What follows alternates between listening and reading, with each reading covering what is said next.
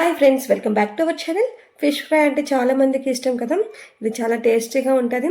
మనం చేసే ప్రాసెస్ బట్టి టేస్ట్ అనేది డిపెండ్ అయి ఉంటుంది కదా. నేను చేసే ప్రాసెస్లో ఒకసారి చేయండి, చాలా సింపుల్గా అయిపోతుంది. దీనికోసం ఏ రైస్ ఫ్లోర్ తీసుకోలేదు, కార్న్ ఫ్లోర్ తీసుకోలేదు, చాలా సింపుల్గా చేసుకోవచ్చు.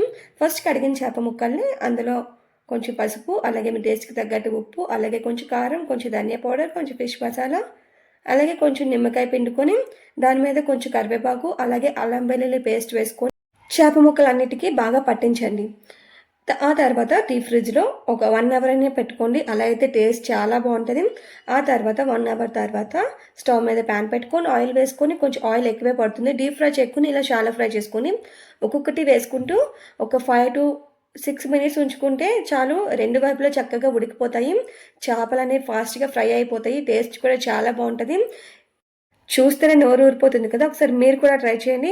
ఫిష్ లవర్స్కి ఇది చాలా ఈజీగా అయిపోతుంది.